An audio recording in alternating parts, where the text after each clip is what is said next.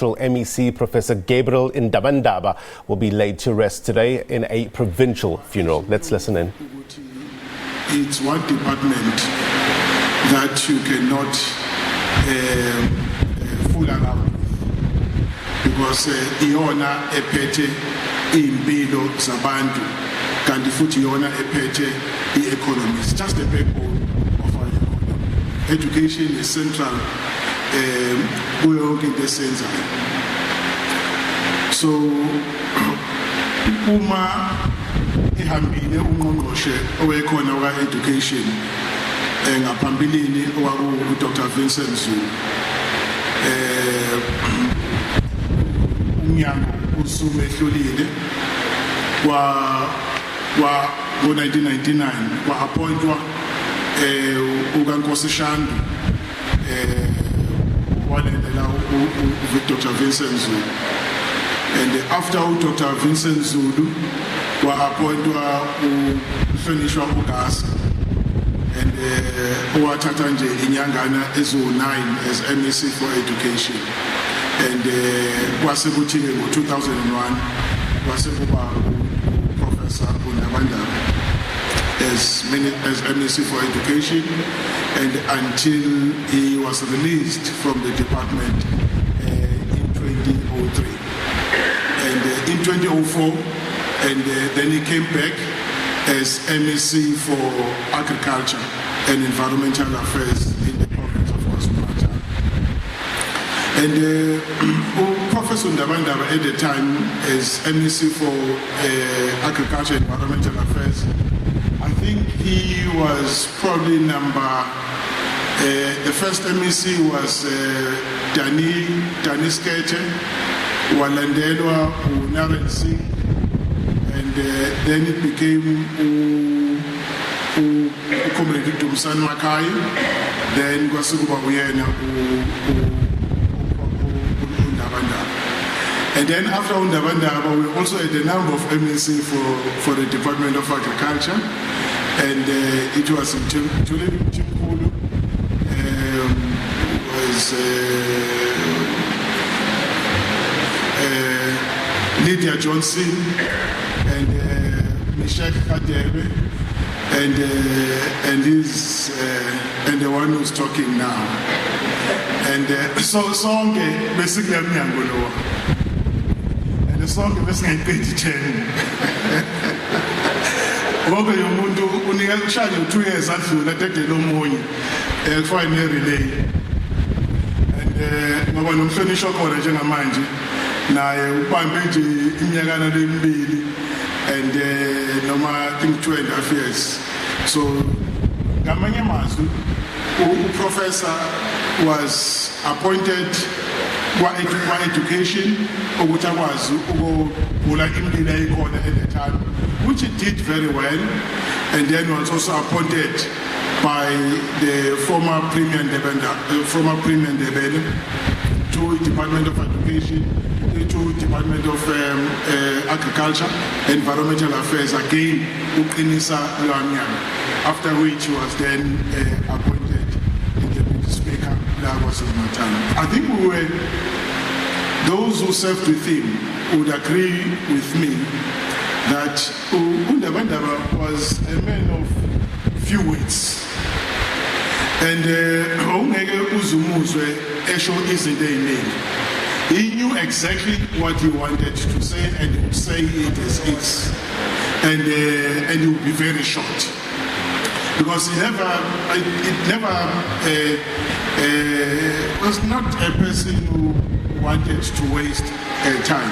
So I wouldn't want to waste time, and especially as we today mourn his death, and we say to the family, Ubabu Ndabandaba it's just that he had a good health, because of Ukima Gwake, and he really, Mobo Ubabu Ndabandaba Bugomina Utabang Guti Minagim Dada, Ubabu Ndabandaba. Well, in actual fact, it was not the case. And when he passed on, he was 83. At 83, uNkulunkulu sekuphile. ukupheka konke waze wakubhansela. In fact, at that age, I'm sure nawe and you ukuyitshela ukuthi sengikwenze konke. Bakhulisile abantwana, ngaze ngakhulisa abazukulu, and I'm now looking forward to be reunited with my maker. And ngaloo ndlela, and sike sithi at that age umuntu ugodukile. Godukile at that age, okwethu ukuthi simkhulule ahambe and wish him well uJenny azoyithatha and eya phambili. With those few words, it is my honor and privilege ukuthi ngethule and our first citizen in the province of KwaZulu-Natal. And in fact, when I was asked to introduce him, I said, but I didn't think Ubaba Macingwane needed any introduction. Because in actual fact, he meant the introduction and not him. Because he has been around in the province of KwaZulu-Natal and dating many years before some of us, and they were involved in the liberation struggle. I got to know him when he was in JWC, you know, and just before Uvule Inhlangano African National Congress.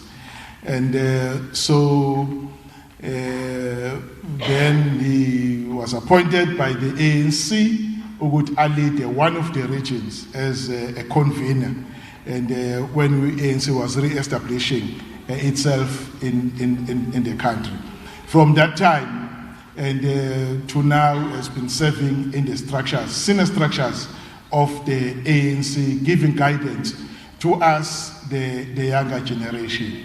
He served in a number of portfolios and in government, and starting with a deputy speaker and speaker of the legislature, and the MEC, had a stint in the Department of Local Government, and then was moved to the Department of Safety and Security and Transport, and the department he led for a longer period, and he did very well in that department. And again, dozing out fires, people fighting in this province, in the taxi industry, and Belwa, faction fight, and so on. Then the ANC, given his seniority, given his experience, and given his leadership qualities, then saw it fit that the province must be led by him. It's my honor and privilege to once again introduce him.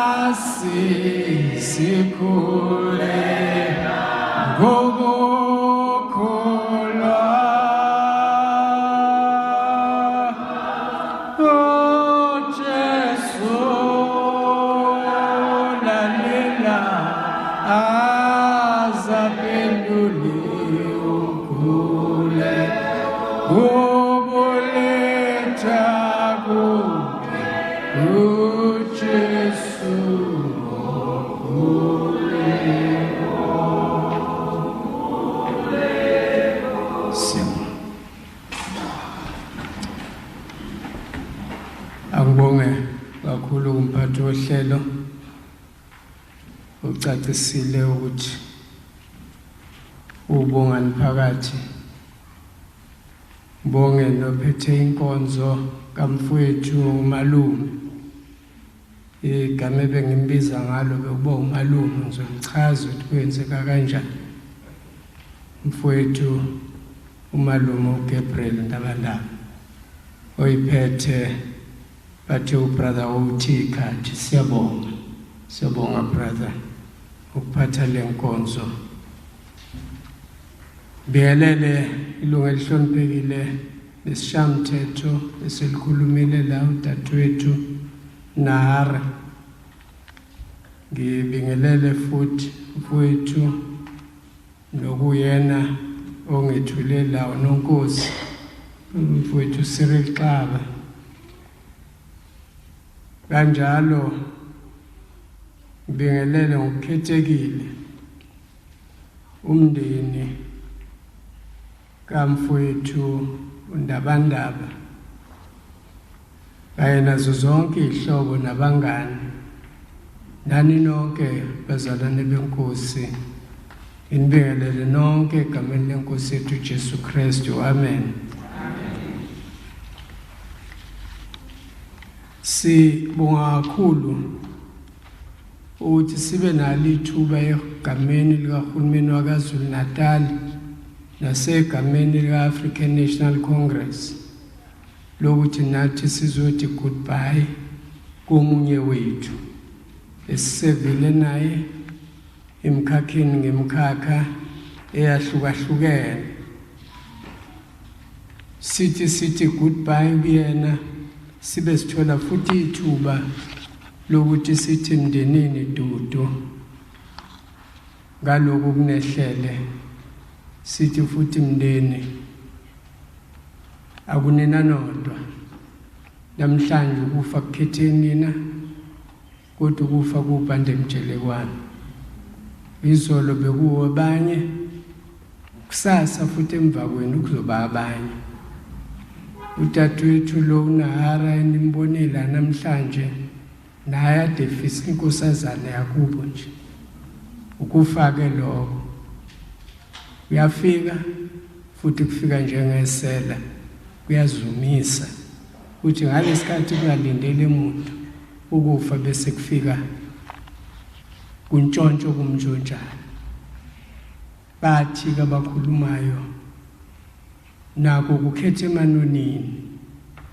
akuthathi nombani noma kanjani khetha nje amanoni wodwa kodwa ngiyafuna ulifakaza leli elikhulunywa uComrade uCyril Xaba elithi nokho siyakhala ngoba umfowethu Ndabandaba ube omunye wethu siyakhala ngoba ukufa kuthatha umunye phakathi kwethu kwamsusa nokho ke ngiyalifakazela nami lokuthi kodwa ugodukile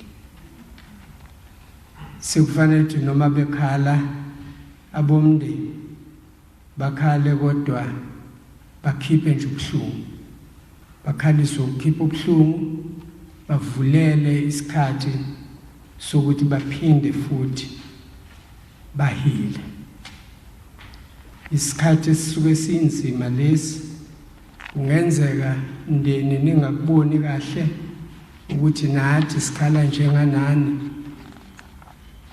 cha kunjalo impela isikhala siyavuleka uma omunye wethu ehambile ikakhulukazi ezinye zezinsizwa neintombi esisuke sike sayibamba nazo ishizi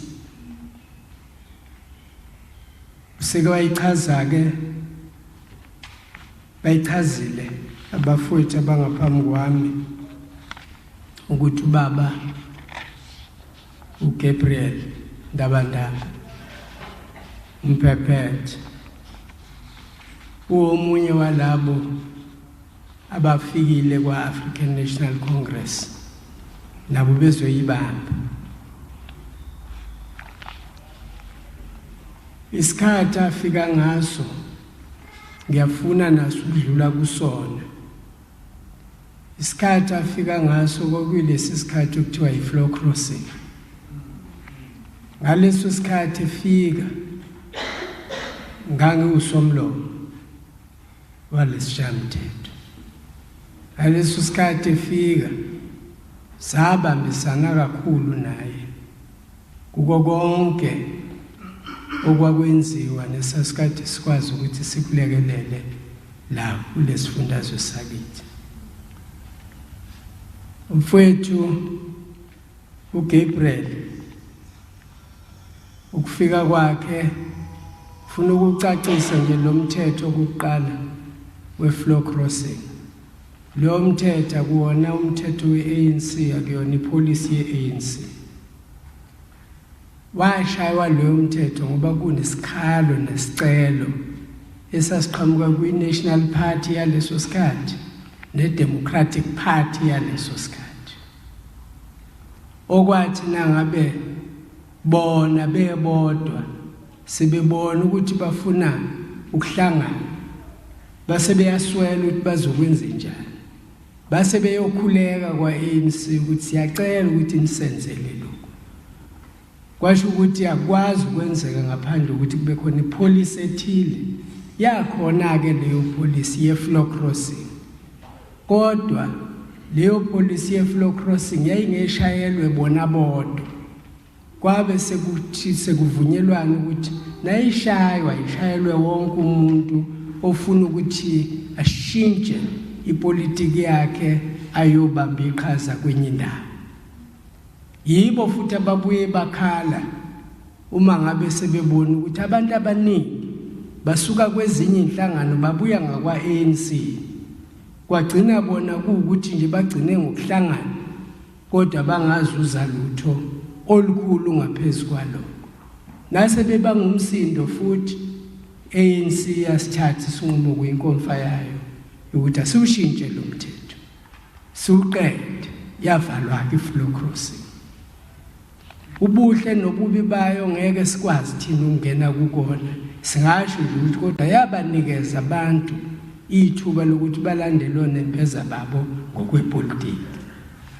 Futhi yaba ithuba lokuqala la kwaZulu Natal ukuthi kube khona abantu abasuka kwezinye inhlangano beza kwa-ANC ngokukhululeka ngoba umlando nje bewuthi na u-ANC unyama nambani. Buyinyoke enyama nambani umabona bulawe yonke indawo. Kodwa kwabavulela abaningi. Mfowethu Professor Ndabanda waba omunye walabo esabamukela ngenhlokomo ukuthi afike kwaKhongolose naye azobamba iqhaza. Njoba besho ukuthi basevile naye kwa-agriculture udadewethu Nahara nomfowethu Cyril usevile naye kakhulu. Nami ngasebenza naye kakhulu lapha njengosomlomo. Yena inikezwe umsebenzi wokuba usekela somlomo. Yila ngaqala ukumazi khona. Nami ngangikade ngingamazi kahle, ngangazi ukuthi uProfessor Ndabandla. Ngazi futhi ukuthi lo professor ungakhulumi. Lo professor oyithulelayo. Kodwa nayisefika sengizosebenza naye ngamangala ukuthi awukanti indoda exoxa kangaka. Yilapho engazi khona lokuthi kanti ungumphephethe. Sengiyabuza ukuthi nize nibe womphephethe nje Ndabandaba kwenzeka kanjani? Wakuqala phansi wakuchaza ukuthi cha ngokomdabu nje abantu bakanzabanzaba amaswati. Futhi ngokomdabu abantu bakwanzabanzaba bangabakavulakati bangakabebinda bangakamphephethe bangawamalingakhulu basengwede negwavu abadla umtadada wakade nganyongo kanamhlwele kanti umhlehle sibhabhakade. Wangichazela zonke lezi zinto asethi hawu kusho ukuthi umalume kanti ngoba nami ngizala intombi yakamphephethe. Angithi ngaleso sikhathi ngase ngazi nokuthi kanti ukhulakhulile na umbona kude lapha nibungamboni ukuthi ikhulile le ndoda. noma ke kimina wayengaba ubhuti hayi ubaba, wayengaba ubhuti kimina, kodwa savumelana ukuthi umalume, ngoba mina ngiyabahlonipha abantu bakwaVilakazi bonke bawomalume nabe badala nje kunami, omzala bami laba abancane.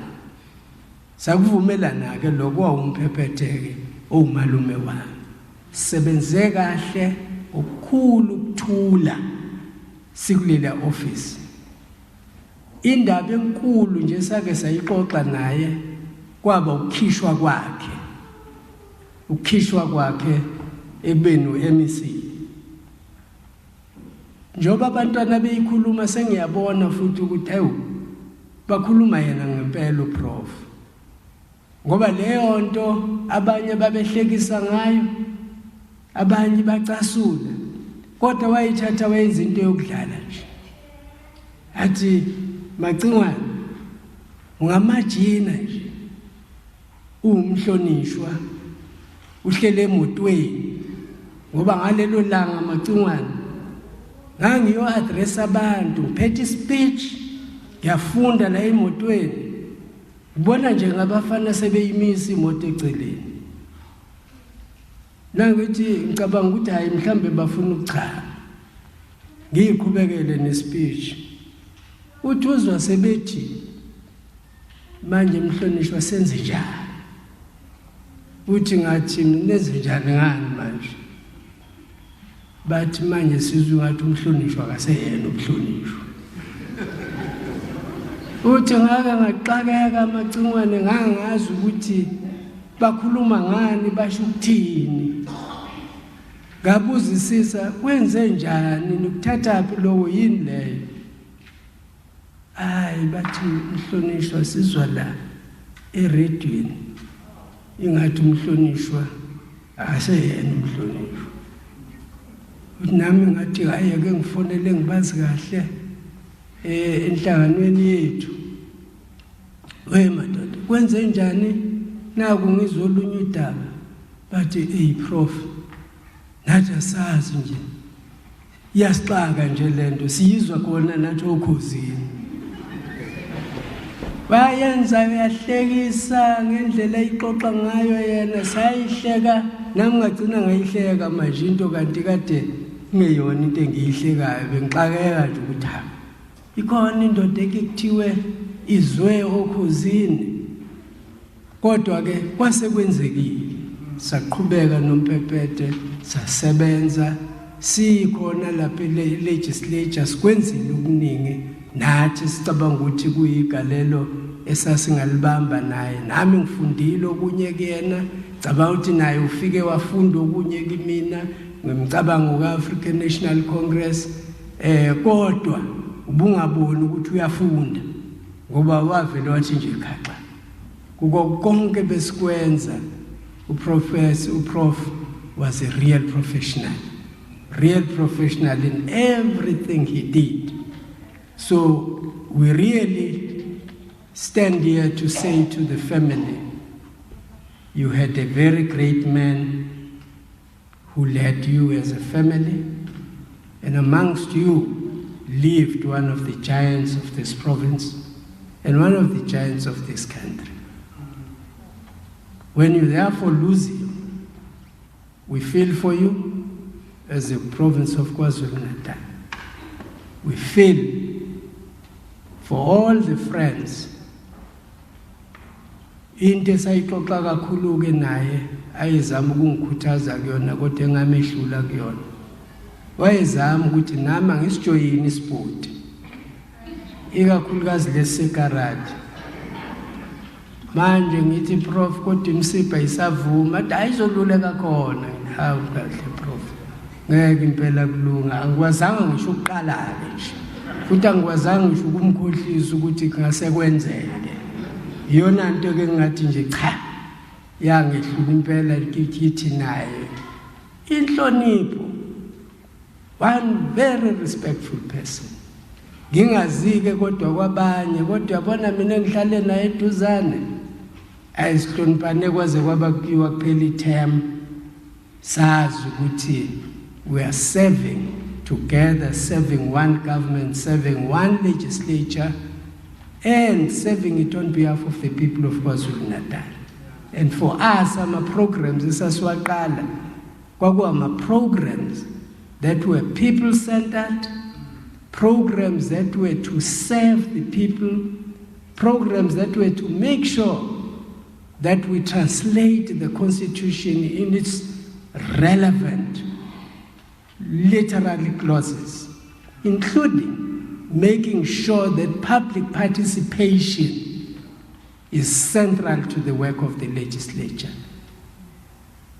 Ingakho-ke nabona siqala inhlelo eziningi zokuthi iParliament liye kubantu, ingakho nabona siqala inhlelo eziningi zokuthi sibe nama-sectoral parliaments, women parliaments, youth parliaments, disabled parliaments, nabo bonke ma-parliament abantu abadala noma manye sawaqala in principle, but practically ase-implementwa abalandelayo. But the idea of a legislature in which people are the center, a legislature which is focused on the people, was started during our time.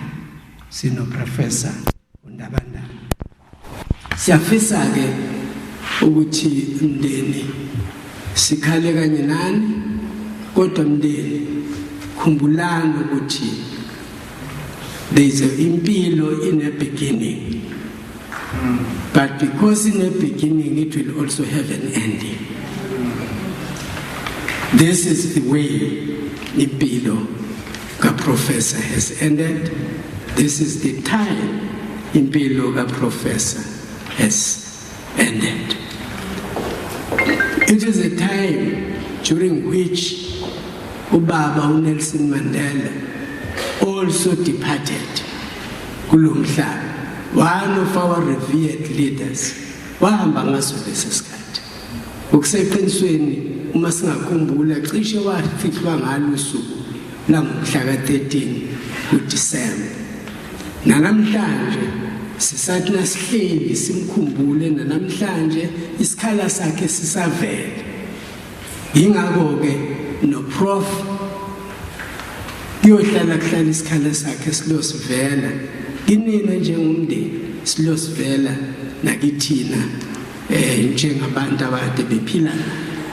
Ufuna ukuthatha ke ithuba lokuthi ngiqede kule nkundla ngokwenza ixoliso ezimbili.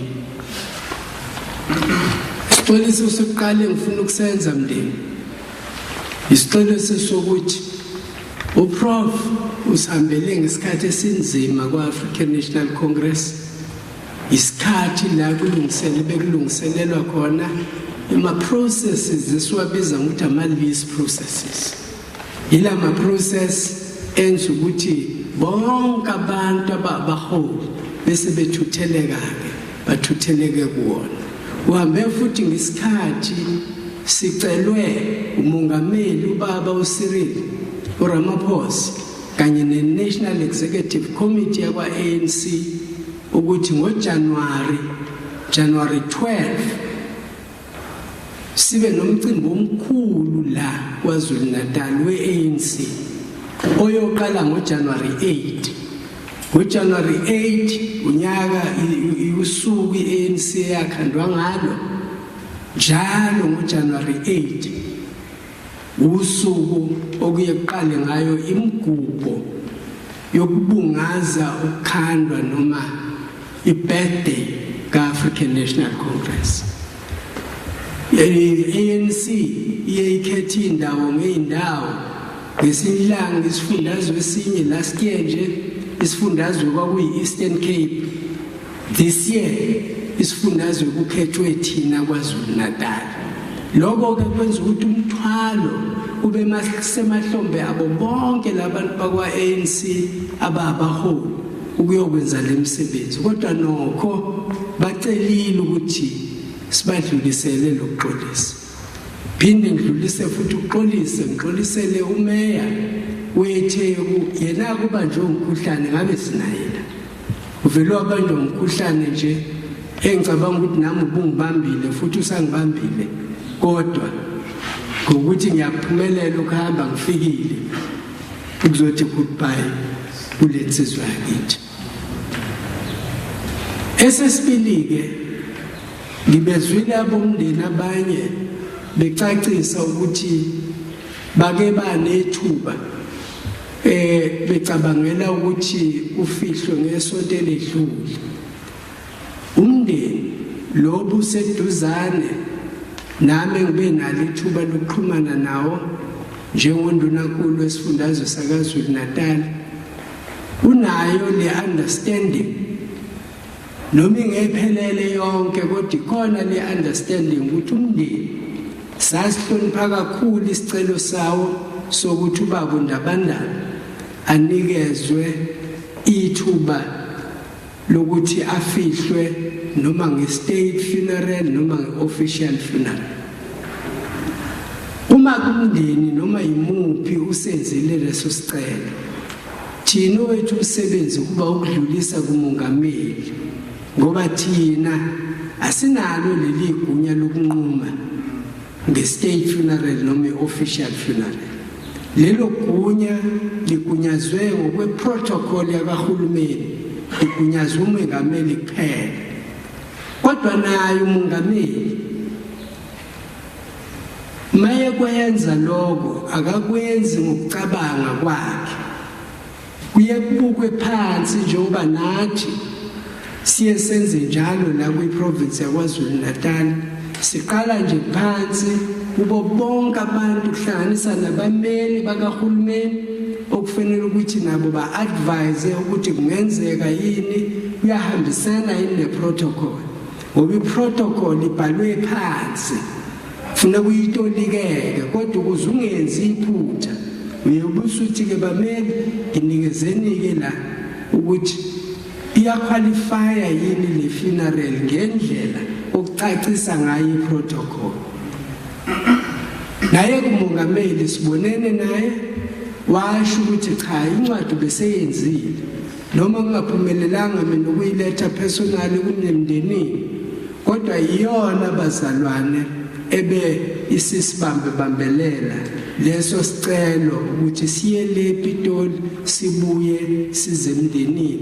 Isona futhi nesenza ukuthi umndeni ungaqhubeki ngesonto eledlule, umndeni ulinde ukuthi uzwe phela kumongameli ukuthi uyawuvuma yini noma akazi ukuvuma lo mngcwabo ukuthi ube i-state official funeral. Akuninake nodwa mindeni, miningi imindeni esengiyidluliselile nje nami ngiwupremier kulesi sikhathi esincane esingango-2 years ngiyidlulisela ukuthi nasi isicelo siqhamuke emndenini.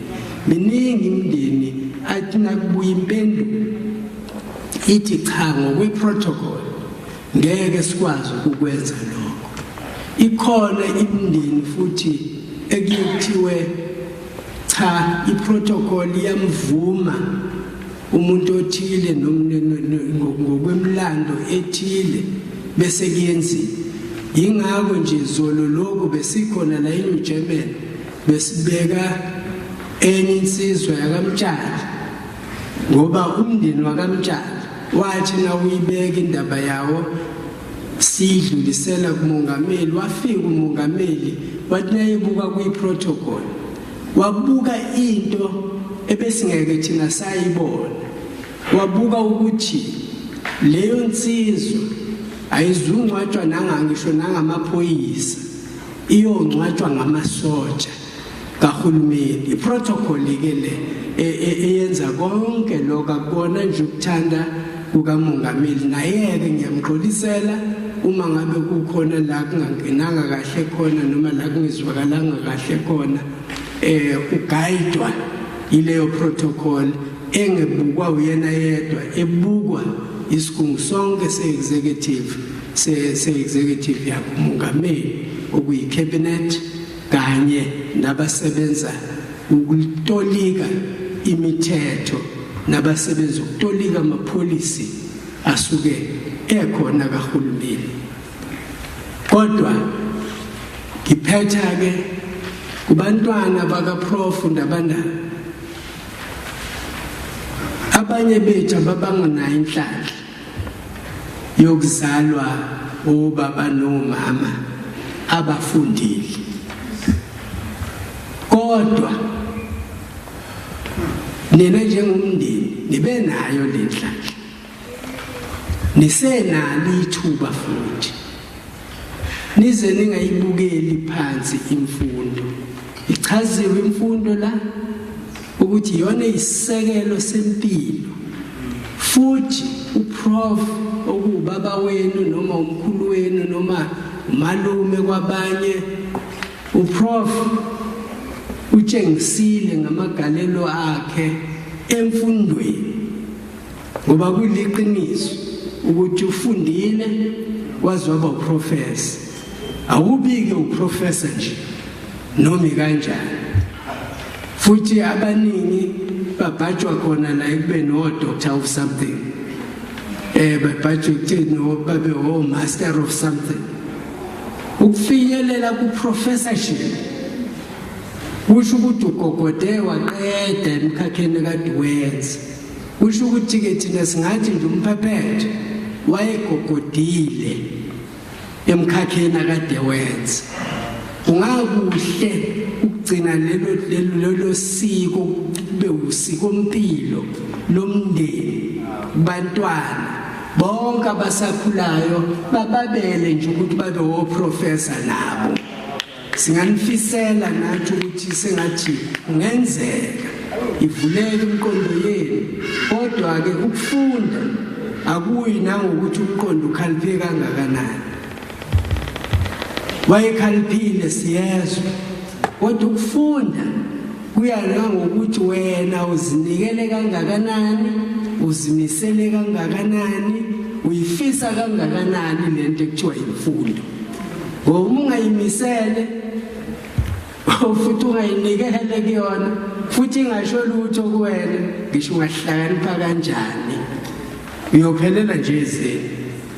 Bese bemangala abantu ukuthi hawu uchopha okungaka, ikakhulukazi othisha bakufundisa usakhula, bamangala ukuthi pho uphelele kanjani lapha ya emgaqweni, la usuku usubhema khona insango, la usuku usubhema ama-drugs, la usuku usudlala khona utshwala, nabo bonke ubuhlakani bakho. Siyakholelwa ke thina ukuthi noma esihambile noma engasekho uProf, kodwa ngamandla kaNkulunkulu uyohlala ingilosi enhle kwamphephethe. Ingilosi enhle ayiphoqwa, ingilosi enhle iyahlonishwa, ihlonishwa ngokwenza nangokukhuluma. Sanifisela abantu abakaProf, sanifisela abazukulu ukuthi sengathi ningahlonipha izinga lika baba wenu, lika mkhulu wenu, lika malume wenu, numise umndeni wakaNdabandaba ume njalo njengoba kade umisile umfowethu noma umalume wami nami ubaba uGabriel Ndabandaba. Sithi ke kuyena sathi uNkulunkulu angamamukela, ngangimazi njengekholwa ke ngesikhathi sinaye, yathi uNkulunkulu angamamukela, sengathi ukusebenza kwakhe ngamvulela amasango asezulwini. Uma kukhona la inyathele kabi wrong khona, sengathi konke lokhu kungaxolela, sisemhlabeni umakadahlabayo, sonke siyaphunduleka ngesinye isikhathi. Makukhona njoba ngishilo thina kazange sone ngalutho Prof, makukhona la ona khona kunoma ubani, siyamfisela njengathi loyo angaxola forever, ngoba uProf is gone and gone forever amongst us, but we hope his soul will rest in eternal peace and rise in glory. Siyabonga.